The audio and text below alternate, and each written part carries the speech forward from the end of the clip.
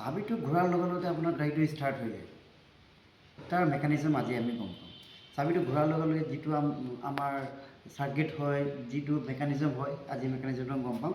সেইটো কাম কৰে আমাৰ এটা DC মটৰ। এইটো হ'ল আমাৰ DC মটৰ।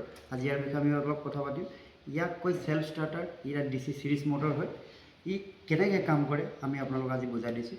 বেটাৰী যিহেতু আমাৰ গোটেই গাড়ীখনত আমাৰ বেটাৰীৰ পৰা ছাপ্লাই যায়, গতিকে কি হ'ল বেটাৰীৰ পৰা ছাপ্লাই এই বস্তুটোত আহে। ইয়াক সেলফ ষ্টাৰ্টাৰ বুলি কয়।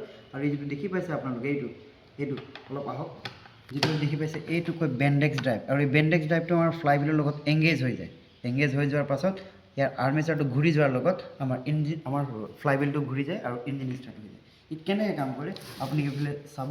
বেটাৰী টাৰ্মিনেল যিকেইটা, ইয়াৰ আমাৰ বেটাৰী যিটো মেইন টাৰ্মিনেল ইয়াত লাগি থাকিব। ইয়াৰ পৰা যাব আমাৰ ব্ৰাছৰ থ্ৰুৱেদি আৰ্মেচাৰলৈ আহিব। আৰ্মেচাৰৰ পৰা আহিলে আকৌ এইফালে একটা এনেকৈ কানেক্টৰ আছে। কানেক্টৰে ইয়াক যেতিয়া এইফালে চাব পাৰে আপুনি এইটো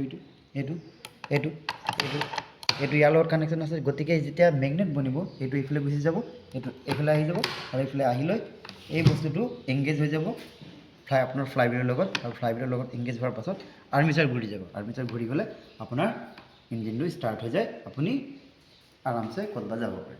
গতিকে এই চেল্ফিটো একদম সহজভাৱে একদম শ্বৰ্টভাৱে আমি আপোনাক বুজালোঁ। যদি ভিডিঅ'টো ভাল লাগিছে লাইক শ্বেয়াৰ কমেণ্ট কৰি দিব আৰু ফ'ল' কৰি দিব। জয় জয়তে জয় আই।